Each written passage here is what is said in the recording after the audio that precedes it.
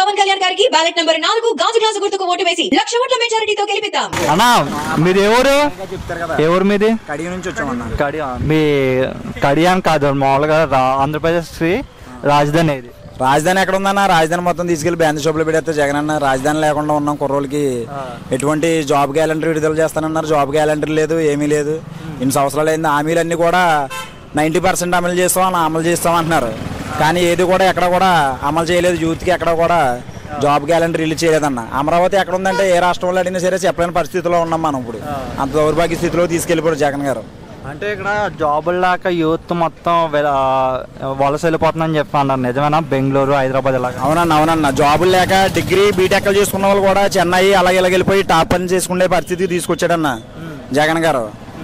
అలాగనే ఇప్పుడు మనకి రాజధాని కూడా మూడు రాజధానులు అంటున్నారు, 4 రాజధానులు అంటున్నారు. కానీ రాజధాని కూడా ఎక్కడైనా చెప్పలేని పరిస్థితిలో ఉన్నారు ఇప్పుడు ఆంధ్రప్రదేశ్ ప్రజలు.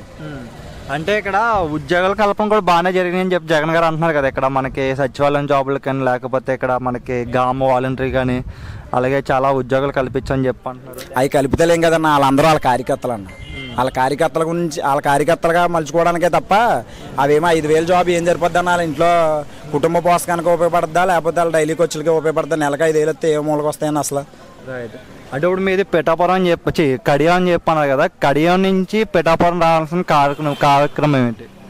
కడియం నుంచి పిఠాపురం రావడానికి కారణం మేము జనసేన పార్టీ అన్న. మన జనసేన పార్టీ అధ్యక్షుడు కళ్యాణ్ గారు ఇక్కడ పోటీ చేస్తున్నారు కాబట్టి మా వంతు ఉడతా భక్తిగా ఇక్కడ ప్రచారం చేయడానికి వచ్చామన్నా. పిఠాపురం ప్రజలు అందరూ కూడా పవన్ కళ్యాణ్ గారికి గాజు గ్లాస్ గుర్తుపై ఓటేసి అఖండ మెజార్టీతో గెలిపించాలని కోరుతున్నాం అన్న.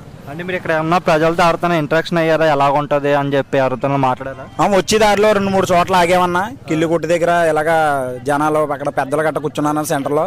ప్రతి ఒక్కరు కూడా మంచి స్పందన వచ్చింది. అందరూ కూడా పవన్ కళ్యాణ్ గారికి గెలిపించుకుంటామని చెప్తున్నారన్న గాజు గ్లాస్ గుర్తుపై ఓటేసి.